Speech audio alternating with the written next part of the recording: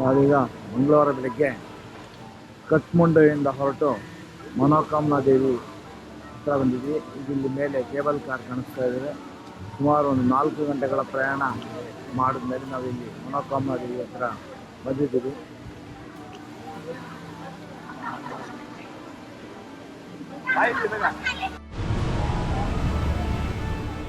ಮನೋಕಾಮನಾ ದೇವಿ ದೇವಸ್ಥಾನ ಒಂದು ಹಿಂದೂ ದೇವಸ್ಥಾನ.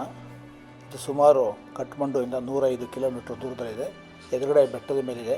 ಅಲ್ಲಿ ಹೋಗ್ಬೇಕಾದ್ರೆ ಕೇಬಲ್ ಕಾರಲ್ಲಿ ಹೋಗ್ಬೋದು ಅಥವಾ ಟ್ರಕ್ ಮಾಡಿಕೊಂಡು ಕೂಡ ಹೋಗ್ಬೋದು. ಇದು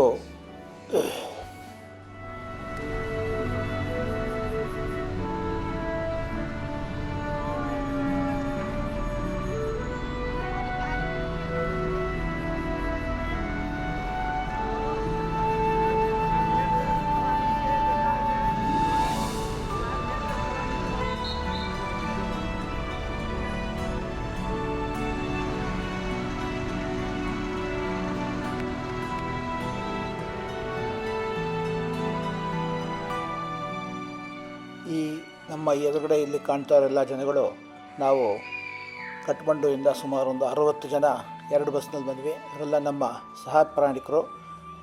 ಟಿಕೆಟ್ ಕೌಂಟ್ರ್ ಪಕ್ಕದಲ್ಲಿ ನಿಂತ್ಕೊಂಡಿದ್ದಾರೆ ಕೇಬಲ್ ಕಾರ್ಗೆ ಹೋಗೋದಕ್ಕೆ.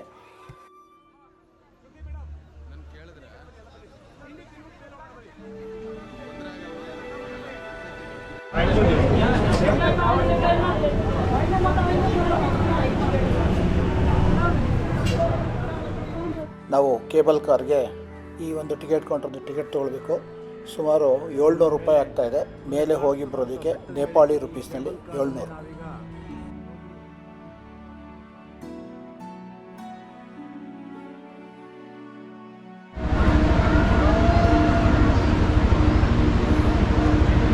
ಈ ಕಡೆಗೆ ಕೋಶಿ ನದಿ ಹರಿತಾ ಇದೆ.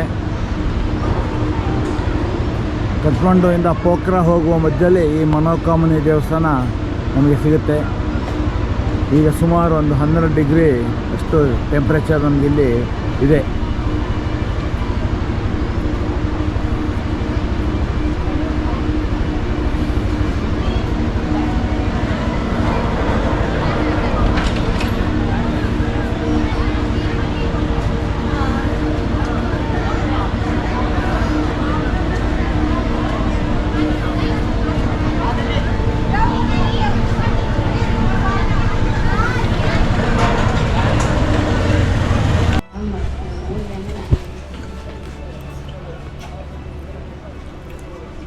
ಹೇಳಬೇಕು ದೊಂಬ್ರೋಟು. ಈ ದಿನದ ಉಪಹಾರ ಬೆಳಗ್ಗೆ ಶಾವಿಗೆ, ಚಟ್ನಿ, ಅವಲಕ್ಕಿ ಮತ್ತು ದೊಂಬ್ರೋಟ್ ಕೊಟ್ಟಿದ್ದಾರೆ. ಸೊ ಎಲ್ಲ ನಾವು ಈಗ ಸ್ವೀಕರಿಸ್ತಾ ಇದ್ದೀವಿ. ಗಂಡಕಿ ನದಿ ಅಲ್ಲ, ಇದಲ್ಲ, ಕೋಶಿ ನದಿ ದಡದ ಮೇಲೆ ಈ ದಿನ ಬೆಳಗಿನ ಉಪಹಾರವನ್ನು ನಾವೆಲ್ಲ ಸೇವಿಸ್ತಾ ಇದ್ದೀವಿ.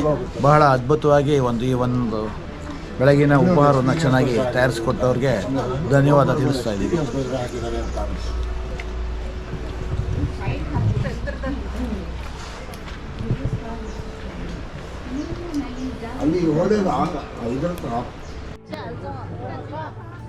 ನಾವು ಆ ಟಿಕೆಟ್ ತೊಗೊಂಡಾದ್ಮೇಲೆ ಸುಮಾರು ಒಂದು 50 ಮೆಟ್ಲು ಮೇಲೆ ಹತ್ತಿದ್ರೆ ಆ ಕೇಬಲ್ ಕಾರ್ಗೆ ಹೋಗೋದಕ್ಕೆ ಎಂಟ್ರೆನ್ಸ್ ಬರುತ್ತೆ. ಅಲ್ಲಿ ನಮ್ಮ ಟಿಕೆಟ್ಗಳನ್ನ ತೋರಿಸಿ ಹೊರಗಡೆಗೆ ಹೋಗ್ಬೋದು. ಒಂದು ನೋಡೋಣ ಈಗ.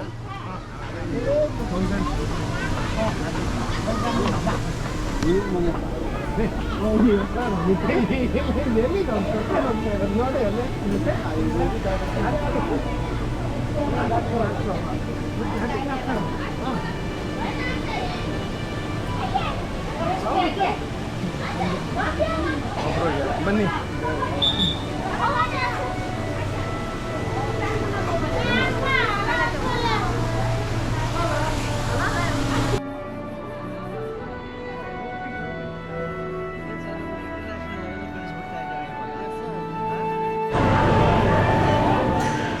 ಇಲ್ಲಿ ನಾವು ನಮ್ಮ ಟಿಕೆಟ್ನ ತೋರಿಸಿದ್ರೆ ಅವರು ಸ್ಕ್ಯಾನ್ ಮಾಡಿ ಅರ್ಧ ವಾಪಸ್ ಕೊಡ್ತಾರೆ. ಅದನ್ನು ಪುನಃ ಬರುವಾಗ ಅಲ್ಲಿ ಮೇಲ್ಗಡೆಯಿಂದ ವಾಪಸ್ ಕೇಬಲ್ ಕಾರ್ಗೆ ತೋರಿಸ್ಬೇಕಾಗುತ್ತೆ. ನೋಡ್ತಾ ಇದ್ರಲ್ವ, ಸ್ಕ್ಯಾನ್ ಮಾಡಿ ಕೊಟ್ಟರು ನಮಗೆ.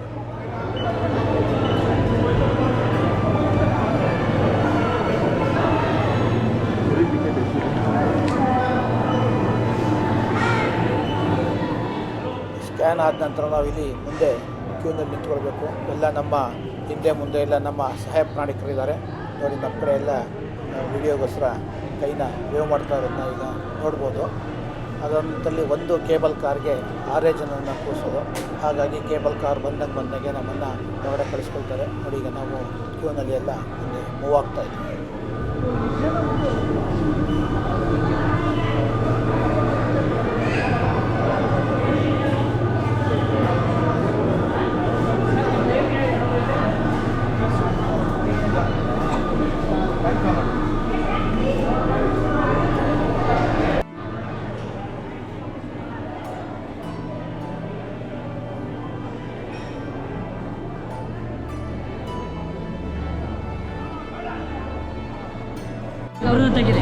ಬರ್ತಾ ಇದೆ ಸರ್, ಟಿಕೆಟ್ ಇಟ್ಕೊಂಡಿದ್ದಾರೆ.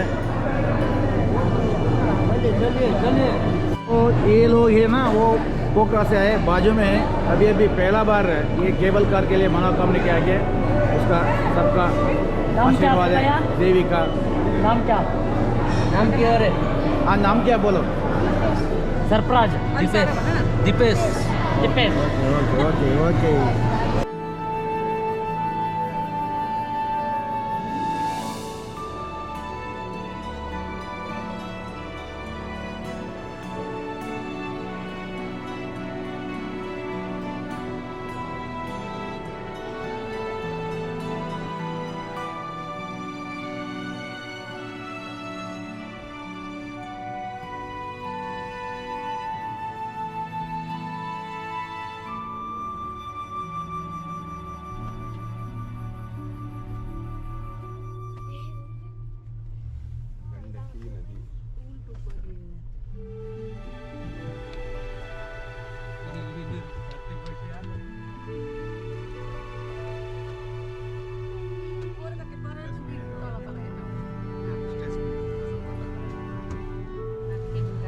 ನಾವೀಗ ಕುಳಿತುಕೊಂಡು ಕೇಬಲ್ ಕಾರಲ್ಲಿ ಮೇಲಕ್ಕೆ ಹೋಗ್ತಾ ಇದ್ವಿ. ಕೆಳಗಡೆನಲ್ಲಿ ಕಾಣಿಸ್ತದೆ ಕೋಶಿ ನದಿಯನ್ನು ಕ್ರಾಸ್ ಮಾಡಿದ್ವಿ. ಮಧ್ಯದಲ್ಲಿ ಬೆಟ್ಟದ ಸಾಲಲ್ಲಿ ಹಸಿರಿನ ವಾತಾವರಣ ನಮಗೆ ಕಣ್ಣಿಗೆ ಅತ್ಯಂತ ಮನೋಹರವಾಗಿ ಆ ಕಣಿವೆ ಕಾಣಿಸ್ತಾ ಇದೆ. ಸುಮಾರು ಇದು 3 ಕಿಲೋಮೀಟ್ರಷ್ಟು ದೂರ ಇದೆ. 8ರಿಂದ 12 ನಿಮಿಷನ ತೊಗೊಳುತ್ತೆ ನಮ್ಮನ್ನ ಮೇಲಕ್ಕೆ ಕರ್ಕೊಂಡು ಹೋಗೋದಕ್ಕೆ. ಈ ಒಂದು ಬೆಟ್ಟದ ಮೇಲಕ್ಕೆ ಕೇಬಲ್ ಕಾರ್ ಬೇಡ ಅಂದವರು ನಡ್ಕೊಂಡು ಕೂಡ ಟ್ರೆಕ್ ಮಾಡ್ಕೊಂಡು ಹೋಗ್ಬೋದು. ಸುಮಾರು 3ರಿಂದ 4 ಗಂಟೆ ಕಾಲ ತಗೊಳುತ್ತೆ. ಅದು ಮೌಂಟ್ ಮಾನಸಲು ಮತ್ತು ಗಣೇಶ್ ಹಿಮಾಲ ಅನ್ನೋ ಕಡೆಯಿಂದ ನಾವು ಹತ್ಕೊಂಡು ಹೋಗ್ಬೋದು. ಅಲ್ಲೂ ಅದ್ಭುತವಾದ ಒಂದು ಸೌಂದರ್ಯವನ್ನು ನಾವು ಸವಿಬೋದು. ನಾವು ಕೇಬಲ್ ಕಾರಿಂದ ಹೊರಗೆ ಬಂದ ತಕ್ಷಣ ನಮ್ಮ ಎರಡೂ ಕಡೆಯಲ್ಲಿ ಅಂಗಡಿ ಸಾಲುಗಳು ಕಾಣಿಸ್ತಾ ಇದೆ. ದೇವಿಗೆ ಸಮರ್ಪಣೆ ಮಾಡೋದಕ್ಕೋಸ್ಕರ ತೆಂಗಿನಕಾಯಿ, ಇಲ್ಲಿ ವಿಶೇಷವಾಗಿ ಕೆಂಪು ವಸ್ತ್ರವನ್ನು ಅದರಲ್ಲಿ ಸುತ್ತು ಇಟ್ಟಿರ್ತಾರೆ. ಅದನ್ನು ದೇವಿಗೆ ಸಮರ್ಪಣೆ ಮಾಡ್ಬೋದು.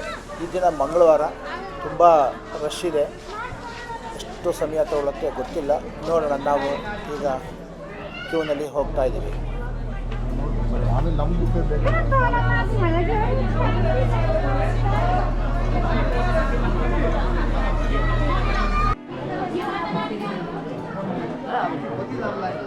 ಸುಮಾರು ಒಂದು ಅರ್ಧ ಕಿಲೋಮೀಟ್ರಷ್ಟು ದೂರ ನಾವು ಕ್ಯೂನಲ್ಲಿ ನಿಂತ್ಕೊಳ್ಳೋ ಪರಿಸ್ಥಿತಿ ಬಂತು.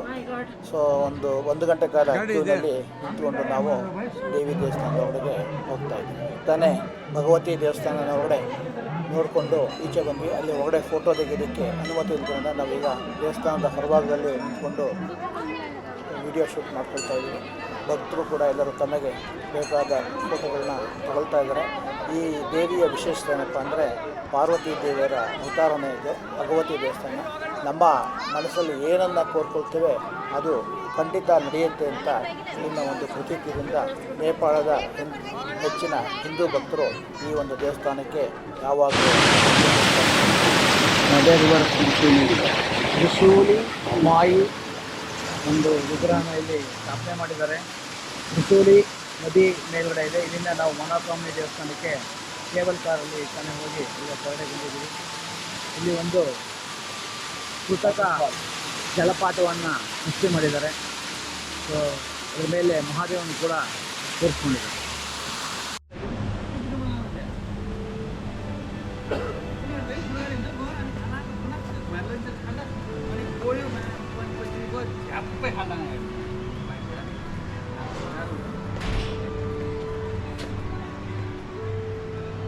भाई साहब रेस्टोरेंट का नाम क्या है?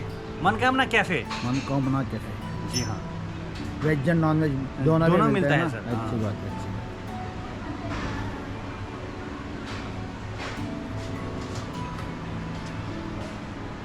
आप कहाँ से आए हैं?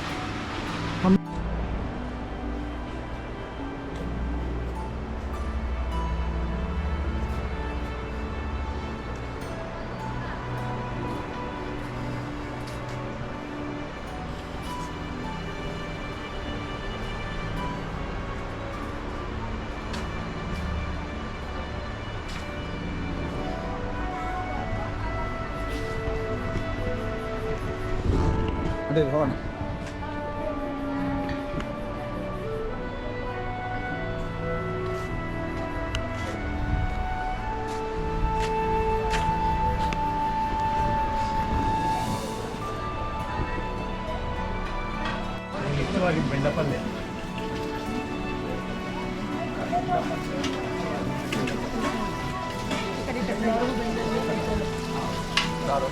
ದಯವಿಟ್ಟು ಎಲ್ಲ ಸರತಿ ಸಾಲಲ್ಲಿ ಬಂದು ಭೋಜನ ಸ್ವೀಕರಿಸಬೇಕು ಅಂತ ಕೇಳ್ಕೊತಾ ಇದ್ದಾರೆ ಮ್ಯಾನೇಜ್ಮೆಂಟ್ನವರು.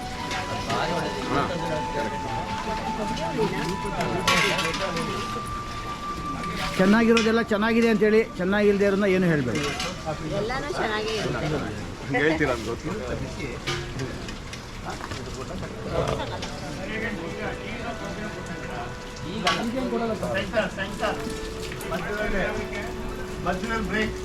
ಊಟ ಆದ್ಮೇಲೆ ಸಾರಿದೆ, ಮಜ್ಜಿಗೆ ಮಾಡಿದ್ದಾರೆ, ಅನ್ನ ಇದೆ, ಬೆಂಡೆಕಾಯಿ ಪಲ್ಯ ಮಾಡಿದ್ದಾರೆ, ತೋರಿಸ್ತಾ ಇದ್ದಾರೆ. ಸೊ ಅಡುಗೆ ಎಲ್ಲ ಚೆನ್ನಾಗಿದೆ ಅಂತ ಎಲ್ಲರೂ ಹೇಳ್ತಾ ಇದ್ದಾರೆ. ನೀವು ಎಲ್ಲ ದಯವಿಟ್ಟು ಊಟ ಮಾಡಿ. ಖಂಡಿತವಾಗ್ಲು ನಾವು ಈಗಷ್ಟೇ ಮನೋಕಾಮನಾ ದೇವಸ್ಥಾನ ನೋಡಿಕೊಂಡು ಪೋಖ್ರಾ ಕಡೆಗೆ ಈ ಬಸ್ನಲ್ಲಿ ಹೋಗ್ತಾ ಇದ್ದೀವಿ. ಈ ನಮ್ಮ ವಿಡಿಯೋ ನೋಡೋದಕ್ಕಾಗಿ ಧನ್ಯವಾದಗಳು. ನಮ್ಮ ವಿಡಿಯೋ ಇಷ್ಟವಾಗಿದ್ದರೆ ದಯವಿಟ್ಟು ಸಬ್ಸ್ಕ್ರೈಬ್ ಮಾಡಿ. ಮುಂದಿನ ಒಂದು ವಿಡಿಯೋಗೆ ಎದುರು ನೋಡಿ.